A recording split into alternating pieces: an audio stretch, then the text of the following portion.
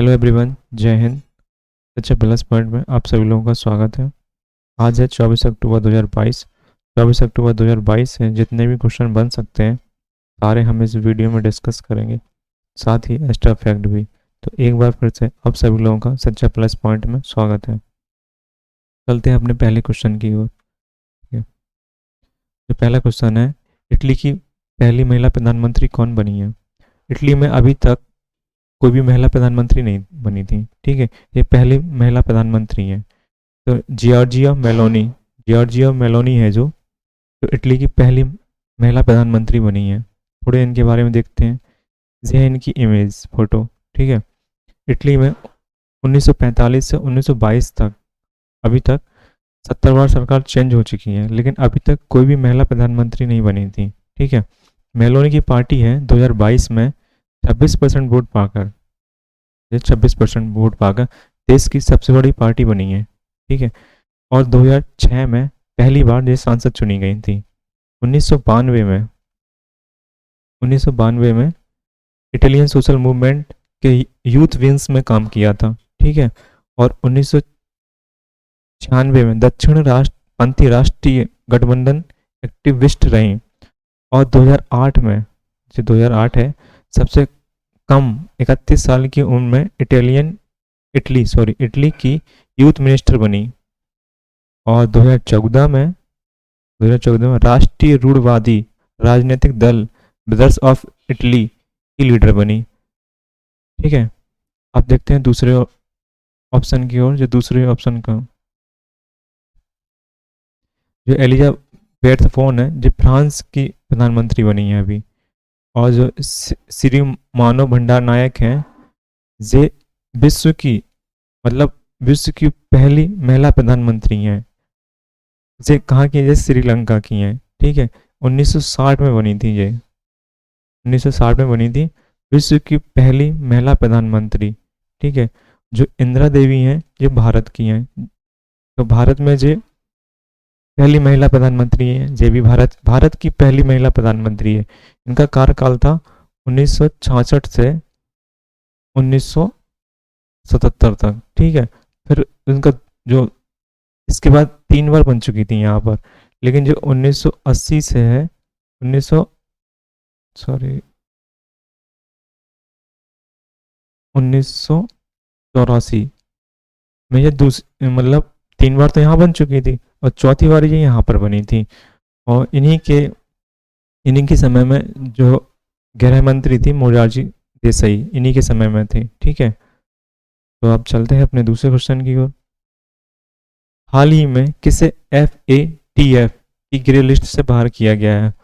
तो भाई आपने इमेज तो देख ही ली हुई होगी, इससे आपको पता भी चल गया होगा कि कौन है ये। तो ये हैं पाकिस्तान। काफ़ी समय से 4 साल से FATF की ग्रे लिस्ट में शामिल है, ठीक है। तो देखिए यहाँ से देखते हैं थोड़ा।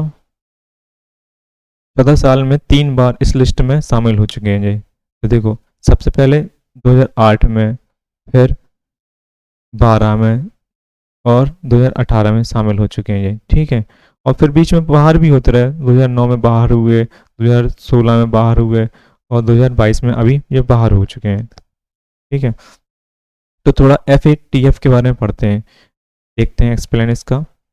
देखो, भारत को finance action task force, FATF की फुल फॉर्म है फाइनेंस एक्शन टास्क फोर्स, से बड़ी राहत मिली है। इंटरनेशनल मॉनिटरिंग एजेंसी ने शुक्रवार को पाकिस्तान को ग्रे लिस्ट से बाहर किया है। पाकिस्तान को 2018 में इस सूची में डाला गया था। मॉनिटरिंग एजेंसी का दावा है कि पाकिस्तान ने टेरर फंडिंग और मनी लॉन्ड्रिंग की अपनी समस्या में सुधार किया है।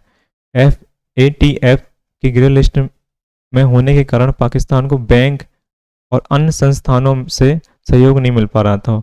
तो देखो, जो लोन दिए जाते हैं अपने देश के विकास के लिए, जैसे वर्ल्ड बैंक हो गया और IMF हो गया और एशियन डेवलपमेंट बैंक हो गया, ADB एशियन डेवलपमेंट बैंक, तो इनसे क्या है, लोन लिए जाते हैं देश के विकास के लिए। तो इन्हें इस प्रकार की कोई भी सुविधा नहीं मिल रही थी अभी तक, ठीक है। इन्हें कोई लोन ही नहीं देता था क्योंकि इनकी कोई गारंटी नहीं थी। जैसे कोई कंपनी भारत से क्या किसी और भी देश से आए और इनके यहाँ प्लांट लगाए, तो पता नहीं कब क्या हमला हो जाए, तो इन्हें कोई कंपनी आती ही नहीं थी और ना ही कोई इन्हें संस्था ने लोन देता था। तो अब पढ़ते हैं FATF के बारे में। तो देखो जी, आपको इसकी फुल फॉर्म तो पता ही चल गया होगा, finance and action task force, ये FATF की फुल फॉर्म है। ठीक है, ये क्या है थोड़ा इसके बारे में समझते हैं। 1989 में G7 देशों की पहल पर इसकी स्थापना हुई थी। ठीक है, पेरिस में इसका हेडक्वार्टर है। हर 3 साल में इसकी मीटिंग होती है और इसमें 39 देश सदस्य हैं। ये देखिए इंपॉर्टेंट, यहाँ पर कितने देश सदस्य हैं, 39। ठीक है, 1990 में पहली बार सिफारिश लागू की गई थी। यहाँ पर स्थापना की गई थी, लेकिन यहाँ पर सिफारिश की गई थी कि किस किस को रखना है, किस किस को इसमें शामिल होना है, किस किस को नहीं। ठीक है, 1996 से 1912 तक एक्शन चार बार एक्ट अपडेशन हुआ। मतलब एक्ट अपडेशन मतलब कौन कौन को इस लिस्ट में डाला गया है, कौन कौन को इस लिस्ट से बाहर किया गया। ठीक है, और जो भारत है, जो 2010 में इसका मेंबर बना था। तो आपको इसकी जानकारी मिल गई होगी। अब देखते हैं और ऑप्शन की ओर। जो सीरिया की कैपिटल है, पहला ऑप्शन दे, सीरिया कैपिटल है दमिश्क। और जो युगांडा है, युगांडा की कैपिटल है काम्पाला। ठीक है, पाकिस्तान के इस्लामाबाद और फिलीपींस की है मनीला। मनीला में क्या है, अंतर्राष्ट्रीय चावल अनुसंधान केंद्र है। ठीक है, और एक और इसका समझौता हुआ है अभी भारत के साथ। जो फिलीपींस है, इसने भारत की ब्रह्मोस मिसाइल खरीदने पर एग्रीमेंट किया है। ब्रह्मोस मिसाइल किन दो देशों के सहयोग से बनी है, एक तो है रूस अपना, और ये थोड़ा इधर लिखता हूँ,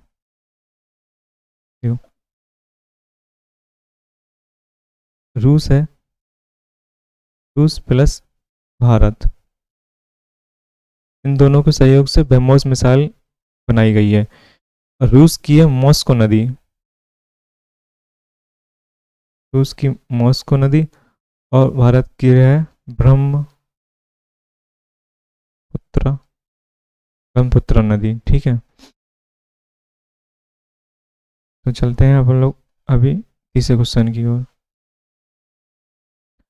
अब ये भी बहुत इंपॉर्टेंट क्वेश्चन है समझने के लिए। ठीक है, समझते हैं थोड़ा। भारत अमेरिका के प्रस्ताव पर किस देश ने वीटो पावर लगा दिया। वीटो पावर को बहुत महत्वपूर्ण है ये वीटो पावर 5 देशों के पास है। ठीक है, इनमें से आपको जो ऑप्शन देख रहे हैं, जो चारों देश हैं इसमें वीटो पावर, चीन भी है, फ्रांस भी है, रूस भी है, ब्रिटेन भी है। और यहाँ पर अगर हम एक ऑप्शन और लिख लेते हैं, अमेरिका,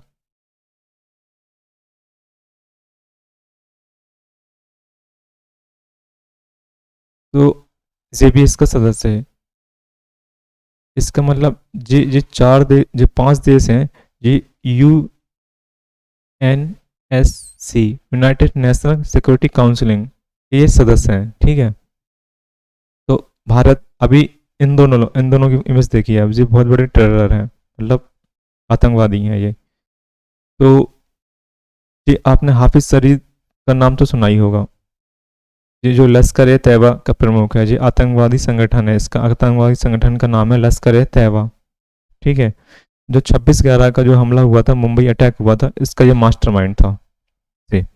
और जो है ये इसका पुत्र है, मतलब लड़का है ये। ठीक है, हाफिज तलहा सैयद। ठीक है, ये भी टेररिज्म फंडिंग का काम करता है, मतलब कुल मिला के ये आतंकवादी हैं। और ये अधिकतर जम्मू कश्मीर में एक्टिवेट रहता है, इनबिल्ट एक्टिवेट रहता है, खुलेआम तो आ नहीं सकता है। तो और वहाँ पर जिहाद का नारा वारा जो भी हो फैलाता रहता है, किस तरह से मतलब मुसलमानों को भड़काया जाए, इस प्रकार से। तो अभी हाल ही में चीन ने इसे आतंकवादी जो है, आतंकवादी घोषित करने से मना कर दिया गया है। चीन ने वीटो पावर लगा दिया। वीटो पावर इन 5 देशों के पास है। जब वीटो पावर कोई लगा देता है तो उसकी सहमति आगे नहीं बढ़ती है। तो इसके बारे में एक्सप्लेन करते हैं, आगे देखते हैं। देखो, चीन ने UNSC में वीटो पावर का इस्तेमाल करके लश्कर आतंकवादी हाफिज तलहा सईद को ग्लोबल टेररिस्ट की लिस्ट में शामिल होने से बचा लिया है। ठीक है, जो लिस्ट में शामिल होने वाले थे आतंकवादी लिस्ट में, इसे इसको बचा लिया। पहला 5वां आतंकवादी है, इससे पहले भी 4 हैं। इस जैसे चीन ने 4 महीने ब्लैक लिस्ट होने से बचा लिया। इसी हफ्ते 19 अक्टूबर को चीन ने आतंकी शहीद महमूद को ब्लैक लिस्ट होने से भी बचा लिया। इसको भी बचाया, इसको भी बचाया, ठीक है। अंतर्राष्ट्रीय सुरक्षा अंतर्राष्ट्रीय सुरक्षा परिषद ने भारत और अमेरिका के इसके प्रस्ताव लाए थे। मतलब जो प्रस्ताव है कि इन लोगों को आतंकवादी घोषित किया जाए, तो भारत और अमेरिका लेके आए थे इस प्रस्ताव को। लेकिन क्या है, जो चीन है इसने इसे मना कर दिया कि नहीं भाई, ये आतंकवादी नहीं है। हाफिज तलहा सैयद आतंकवादी समूह लश्कर का सबसे बड़ा सरगना है, और 26/11 जो आपको याद हुआ, 26/11 का जो अटैक हुआ था मुंबई में, इसका ये मास्टरमाइंड था, ठीक है, हाफिज सैयद का बेटा। और इस साल अप्रैल ने उसे भारत सरकार ने आतंकवादी घोषित किया था। अप्रैल मंथ में भारत ने इसे आतंकवादी घोषित कर दिया था। लेकिन घोषित तो कर दिया गया था, भारत से घोषित कर दिया गया आतंकवादी, लेकिन वर्ल्ड में घोषितवादी करना था इसको कि ये वर्ल्ड में भी आतंकवादी है। लेकिन ऐसा करने से जो चीन है, इसने इसे वीटो पावर का यूज करके इसे बचा लिया गया है, ठीक है। देखो, यूनाइटेड नेशनल के जो 5 सदस्य हैं, यहाँ पर 5 सदस्य हैं, इसमें देखो अमेरिका, चीन, फ्रांस, रूस और ब्रिटेन आते हैं, जबकि 10 अस्थायी सदस्य हैं, ठीक है। और जब सभी स्थायी सदस्य सहमति दे देते हैं, तभी उस चीज़ को निर्णय लिया जाता है या उस चीज़ को घोषित किया जाता है कि हाँ ये है या नहीं है। अगर किसी ने से चार हैं, 4 में किसी ने एक ने मना कर दिया, तो फिर ये क्रॉस हो जाता है, मतलब उसे आगे प्रोसेस नहीं किया जाता है, ठीक है। अब देखते हैं भारत के बारे में। देखो, भारत ने 2021 में 2021 में 21 में आठवीं बार यूनाइटेड नेशन का अस्थायी सदस्य बना था।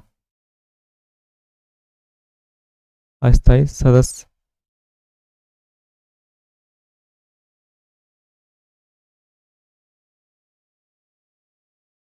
बना था जी, ठीक है। मतलब कुल मिला के भारत अभी तक 8वीं बार यूनाइटेड नेशनल की अस्थायी सदस्य के रूप में चुना जा चुका है, ठीक है। चलते हैं अपने और ऑप्शन की ओर। तो जो और ऑप्शन मैंने डिस्कस कर दिए हैं कि आपके जो 5 यूनाइटेड नेशनल के सदस्य हैं सिक्योरिटी काउंसिलिंग के, ठीक है। चलो, हाँ, अब से भी बहुत इंपॉर्टेंट क्वेश्चन है, अब देखते हैं। होता ये भी बहुत अच्छा इंपॉर्टेंट क्वेश्चन है, अभी आपको इसकी डिटेल देखेंगे तो अच्छा भी लगेगा।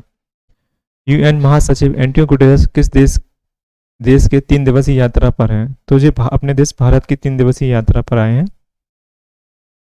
तो अभी इनका आने का मकसद तो अभी क्लियर नहीं हुआ है, लेकिन इन्होंने आके सबसे पहले देखते हैं, पहले एक्सप्लेन देखते हैं। एक मिनट रुकिए, हाँ, देखिए, ये एंटोनियो गुटेरेस यूनाइटेड नेशनल के महासचिव, ठीक है। तो security general secretary Antonio Guterres अपनी 3 दिवसीय यात्रा पर पहले दिन बुधवार को मुंबई के ताज होटल पहुंचे, ठीक है। और यहाँ उन्होंने 26/11 के आतंकी हमले में मारे गए लोगों को श्रद्धांजलि दी। जो अभी 26/11 का लश्कर तैयबा का मैंने आपको डिटेल दी है, जो उसी हमले से सम्मिलित है, 26/11, ठीक है। इस मौके पर महाराष्ट्र के सीएम एकनाथ शिंदे और डिप्टी सीएम देवेंद्र फडणवीस भी शामिल थे। अब इन्हें पहचानिए, ये एकमात्र महिला है जो उस हमले में बच गई थी। गोली लग गई थी लेकिन ये घायल हो गई थी। इन्हीं के सबूत से जो कसाब को फांसी दी गई थी। अब देखते हैं आगे, यहाँ से पढ़िए, यहाँ से बहुत अच्छा लगेगा। गुटेरेस ने 26/11 के हमले में बचने वाली देविका, इनका नाम है देविका, से भी मुलाकात की। देविका छत्रपति शिवाजी एयरपोर्ट पर आतंकियों की गोली से घायल हो गई थी। इन्हें गोली लग गई थी और मतलब घायल हो गई थी काफ़ी बुरी तरह से, लेकिन फिर ये बाद में बच गई। उन्होंने कोर्ट में आतंकी अजमल कसाब की पहचान की थी। उनकी गवाही के आधार पर कसाब को सजा सुनाई गई थी। मात्र एक यही बची थी उसमें, मतलब ये इंपॉर्टेंट है देविका, इससे क्वेश्चन बन सकता है। इन्हीं की गवाही पर उसको सजा दी गई थी। मूवी भी है कसाब का, आपने सीन भी देखा है, नाना पाटेकर है इसमें, ठीक है। तो चलते हैं अपने और देश और ऑप्शन किया। देखो बांग्लादेश की कैपिटल है ढाका, और इसके बांग्लादेश के प्रधानमंत्री कौन, शेख हसीना। और नेपाल की काठमांडू, बहादुर शाह हैं, और श्रीलंका के हैं अभी हाल ही में बने हैं इनके गण गणवर्धन है, पूरा नाम भी बता रहा हूँ, दिनेश गणवर्धन है इसका, इनका पूरा नाम है, श्रीलंका के प्रधानमंत्री हैं दिनेश गणवर्धन। और चलते हैं अपने नेक्स्ट क्वेश्चन की ओर फिर। हाँ ये भी बहुत अच्छी बात है, ये बहुत अच्छी पहल की गई है, देखते हैं और राज्यों में इस तरह की पहल होती है या नहीं होती है। पांचवा क्वेश्चन है, हाल ही में किस राज्य ने पुरानी पेंशन बहाल की घोषणा की गई है। पुरानी पेंशन मतलब जो ओल्ड पेंशन थी, कुछ समय पहले पेंशन को बंद कर दिया गया, जैसे आप रिटायर हो जाएंगे तो आपको पेंशन नहीं दी जाएगी, तो इन्होंने क्या किया है, पुरानी पेंशन को बहाल की गई। आपने इनका फोटो तो देख ही ली होगी, आपको इनका नाम भी पता चल गया, सीएम मान, भगवत मान, इनका पूरा नाम है भगवत मान, ठीक है। तो ये योजना की गई है पंजाब सरकारों ने, ठीक है। तो इन्हें दीपावली पे ऑफर दिया है भाई, दीपावली पे गिफ्ट दिया है, ऑफर क्या गिफ्ट दिया है एक प्रकार का, ओल्ड पेंशन स्कीम लागू, 2 लाख कर्मचारियों को मिलेगा फायदा, और ग्रुप सी और ग्रुप डी पदों के लिए पंजाब में मतलब पंजाबी नहीं, पंजाब में 50% अंक लाना अनिवार्य है, ठीक है। थोड़ी इनकी डिटेल देखते हैं। पंजाब सरकार ने राज्य के कर्मचारियों के लिए पुरानी पेंशन स्कीम बहाल कर दी गई है। शुक्रवार को कैबिनेट की मीटिंग में इस पर मुहर लगा दी मतलब अब पेंशन दी जाएगी। कर्मचारियों को डीए और में 6% की बढ़ोतरी की गई है, और कैबिनेट मीटिंग के बाद सीएम भगवत मान ने इसकी जानकारी दी है। मान ने इसे कर्मचारियों के लिए दीपावली का तोहफा करार दिया गया है, ठीक है। मान ने कहा है कि लाखों कर्मचारियों को फायदा मिलेगा, उन्होंने काम किया और जो रिटायर हो गए हैं। साल 2004 में न्यू पेंशन स्कीम लागू की गई थी, लेकिन अब पंजाब में दोबारा ओल्ड पेंशन स्कीम के अंडर ला रहे हैं, मतलब जो ओल्ड पेंशन स्कीम है उसके अनुसार जिन लोगों को पेंशन नहीं मिल रही थी उन लोगों को 2004 के पहले भी ओल्ड पेंशन स्कीम चल रही थी उसके अनुसार पेंशन दी जाएगी, ठीक है। अब अपन लोग पहले उत्तर प्रदेश की बात करते हैं। ऑप्शन, उत्तर प्रदेश के मुख्यमंत्री को योगी आदित्यनाथ, और गवर्नर आनंदीबेन पटेल, और मध्य प्रदेश के शिवराज सिंह चौहान, मंगूभाई पटेल इसके गवर्नर हैं, और पंजाब के तो सीएम भगवत मान है, और इनके गवर्नर हैं बनवारी लाल पुरोहित।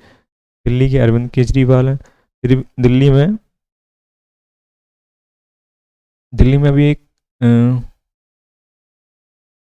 दिल्ली में भी कुछ एक ऐसे ही कार्यक्रम चला है, अभी हम आगे उठाएंगे, रुकिए।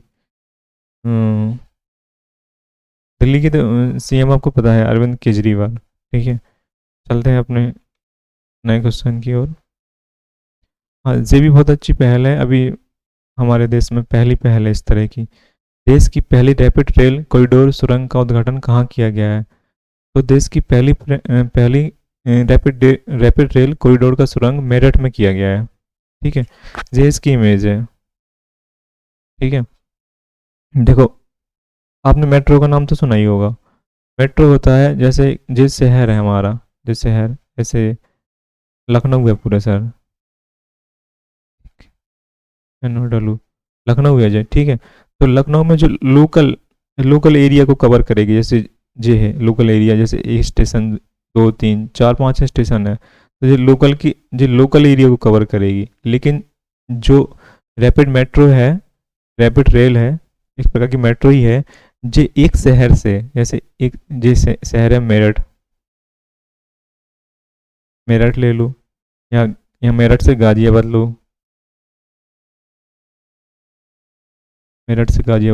ये इन 2 शहरों के बीच में चलाई गई।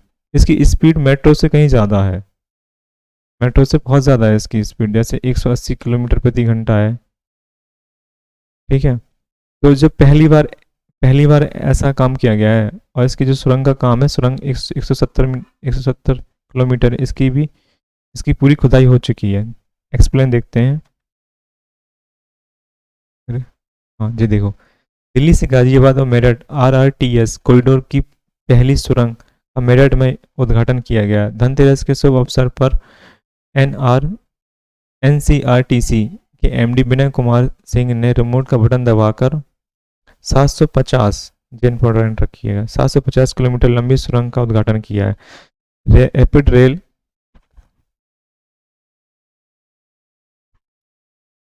रैपिड रेल के संचालन के लिए 750 मीटर लंबी सुरंग की खुदाई पूरी हो चुकी है। ठीक है, इस अवसर पर आरआरटीएस के कर्मचारियों ने भारत माता की जय वंदे मातरम का नारा लगाकर जश्न मनाया। आपको बता दें कि दिल्ली से मेरठ के बीच 2025 तक रैपिड रेल का संचालन शुरू हो जाएगा। यह देश की पहली रैपिड रेल है।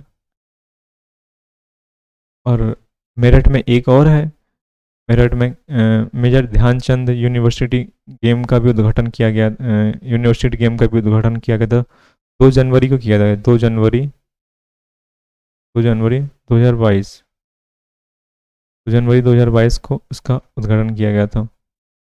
और झांसी में भी कुछ समय पहले मोदी जी आए थे। यहाँ पर भी डिफेंस डिफेंस का उद्घाटन किया गया था। चलते हैं अपने क्वेश्चन की ओर। नेक्स्ट हो गया, हाँ ये भी बहुत अच्छा क्वेश्चन है। देखो, बंधन बैंक के ब्रांड एम्बेसडर के रूप में किसे नियुक्त किया गया है? तो आपने फोटो देख ली होगी। इसके रूप में हमारे ये सौरभ गांगुली हैं, बीसीसीआई के अध्यक्ष थे लेकिन अब नहीं है। आप कोई गिन्नी बन गए हैं, रोजर गिन्नी। ठीक है, और ये वो कौन से नंबर के 36 नंबर के हैं। ठीक है, बीसीसीआई के अध्यक्ष बने हैं रोजर गिन्नी। ठीक है, देखते हैं। तो जो बंधन बैंक है इसके ब्रांड एम्बेसडर किसे बनाया गया है? इसे बनाया गया है सौरभ गांगुली को। बंधन बैंक की स्थापना 2001 में हुई थी। ठीक है, 2001 में हुई थी और इसका हेडक्वार्टर है कोलकाता में। कोलकाता में। और इसके जो अध्यक्ष हैं बंधन बैंक के वो हैं अनूप कुमार सिंह सिन्हा है, सिन्हा, अनूप कुमार सिन्हा है। ठीक है, अच्छे जी वाला क्वेश्चन पूछ चुका है पेपर में कि बंधन बैंक की स्थापना कहाँ हुई, मतलब कब हुई थी? तो 2001 में हुई थी। चलते हैं पहले ऑप्शन के, देखते हैं डिटेल इन लोगों की भी। नितिन गडकरी नितिन गडकरी खादी पैंट के ब्रांड एम्बेसडर हैं। ठीक है, और सोनू सूद मेंटल कार्यक्रम के, अपनी लेख रहा बेटी बचाओ बेटी पढ़ाओ राजस्थान के ब्रांड एम्बेसडर हैं। ठीक है, तो चलते हैं फिर अपने 8वें क्वेश्चन की ओर। हाँ, हाल ही में मनाया गया है ये भी। कृषि एवं विकास कल्याण मंत्रालय ने किस दिन महिला किसान दिवस के रूप में मनाया गया है? तो इसे मनाया गया है अपना 15 अक्टूबर को। ठीक है, तो इसकी स्थापना 2000, मतलब इसको मनाने की जो घोषणा की गई थी 2009-19 से की गई थी। ठीक है, वही मध्य प्रदेश से की गई थी। और 15 अक्टूबर को एक और दिवस मनाया जाता है, एपीजे अब्दुल कलाम जी के जन्मदिन मनाया जाता है। और साथ ही विश्व छात्र दिवस भी मनाया जाता है। विश्व छात्र दिवस भी मनाया जाता है। ठीक है, और जो 10 अक्टूबर है इसको क्या मनाया जाता है? इसको मनाया जाता है विश्व मेंटल हेल्थ डे। और जो 24 अक्टूबर है इसको संयुक्त राष्ट्र दिवस मनाया जाता है। और जो 11 अक्टूबर है अंतर्राष्ट्रीय बालिका दिवस मनाया जाता है 11 अक्टूबर को। चलते हैं फिर नेक्स्ट क्वेश्चन की ओर। हाँ देखिए, ये भी बहुत अच्छा क्वेश्चन है। क्वेश्चन नंबर 9, कौन सा खिलाड़ी विश्व शतरंज चैंपियनशिप में मैग्नस कार्लसन को हराने वाला सबसे युवा खिलाड़ी बना है? तो आपने इमेज देखी है, ये हैं गुकेश डी। ठीक है, ये कहाँ के हैं? ये तमिलनाडु के हैं। ठीक है, तो इन्होंने अभी हाल ही में कार्लसन में वो मैग्नस कार्लसन को हराया है। मैग्नस कार्लसन को हराया है। ठीक है, और ये मैग्नस कार्लसन कहाँ के हैं? ये नॉर्वे के हैं। नॉर्वे के हैं। मिटा के लिख दूँ क्या? दोबारा दोबारा मिटा के लिख देता हूँ। ये नॉर्वे के। ठीक है, अब अगर आपसे पूछा जाए कि भारत के सबसे युवा कौन है, युवा ग्रैंड मास्टर कौन है, तो ये मुकेश डी ही होंगे, ठीक है। और अभिमन्यु मिश्रा हैं जो वो विश्व के सबसे युवा ग्रैंड मास्टर हैं, ठीक है। और जो विश्वनाथ आनंद हैं, ये शतरंज के खिलाड़ी हैं और इनकी पुस्तक है मास्टरमाइंड, ठीक है। संकल्प गुप्ता ये भी शतरंज के खिलाड़ी हैं। और अभी हाल ही में अगर शायद आपसे ये पूछ लिया जाए कि 35 में है शायद 36 में है, चलो मैं आपको आगे बताता हूँ। किस शहर को वर्ल्ड ग्रीन टी सिटी का अवार्ड दिया गया है, अभी हाल ही में किस शहर को वर्ल्ड ग्रीन सिटी का अवार्ड दिया गया है। ये वर्ल्ड में पहली बार दिया गया है भाई, ये भी बहुत इंपॉर्टेंट क्वेश्चन है, ऐसा अभी तक हुआ नहीं है कहीं। मतलब वर्ल्ड में आप हमारे शहर को, मतलब अपने देश को, गर्व की बात है जी अपने देश के लिए कि वर्ल्ड में आपको ग्रीन सिटी अवार्ड दिया जा रहा है। एक मिनट रुकिए जरा, हाँ बोलते हैं। तो इसका आंसर है हैदराबाद, ठीक है। अभी जो इंदौर है इसको क्लीन सिटी का भी अवार्ड मिला है, ठीक है। और जो ग्वालियर है, ग्वालियर में जो लक्ष्मीबाई जी थी अपनी मतलब स्वतंत्रता सेनानी बोलो या वीरांगना बोलो इनको, जो अंग्रेजों से काफ़ी समय तक लड़ती रहीं और काफ़ी हद तक उन्हें परेशान भी किया, तो इनकी जो समाधि स्थल है वो ग्वालियर में ही है। इंदौर में अहिल्या देवी होलकर एयरपोर्ट भी है। पूरे महाराष्ट्र में अभी बहुत अच्छी एक योजना चलाई गई है। जैसे अब हम लोग फ़ोन करते हैं, योजना क्या है, एक कार्यक्रम चलाया गया है इसके में, जैसे आप हेलो बोलते हो तो हेलो नहीं बोलना है। अब जो उनके सीएम है उन्होंने कहा हेलो नहीं बोलना है, आपको बोलना है वंदे मातरम, वंदे मातरम। मतलब अब जब हेलो की जगह वंदे मातरम यूज करेंगे, ठीक है। तो इतनी जानकारी मिल गई होगी। अब एक क्वेश्चन रह गया था, हाँ जो इसका जो इम्पोर्टेंट क्वेश्चन है वो 35 हम कह रहे थे। अभिमन्यु मिश्रा हैं जो विश्व के सबसे युवा ग्रैंड मास्टर हैं, लेकिन 35 और 36 वो 75 और 76, 75 में ग्रैंड मास्टर कौन बने हैं, वी प्रज्ञान है, वी प्रज्ञान है, ठीक है। और जो 76 में ग्रैंड मास्टर बने हैं, 76 में ग्रैंड मास्टर हैं प्रणव आनंद, प्रणव आनंद है ये, ठीक है। तो आपको इससे इतनी जानकारी मिल गई होगी और फिर थैंक यू, फिर आप लोगों का बहुत बहुत धन्यवाद। आपको अगर ये क्वेश्चन से जानकारी में आपको इफ़ेक्ट पड़ा हो, मतलब थोड़ी और आपकी जानकारी बढ़ी हो, तो सब्सक्राइब कर लेना और लाइक भी कर देना। एक बार फिर से आप सभी लोगों को सच्चा प्लस पॉइंट की तरफ से दीपावली की हार्दिक शुभकामनाएं।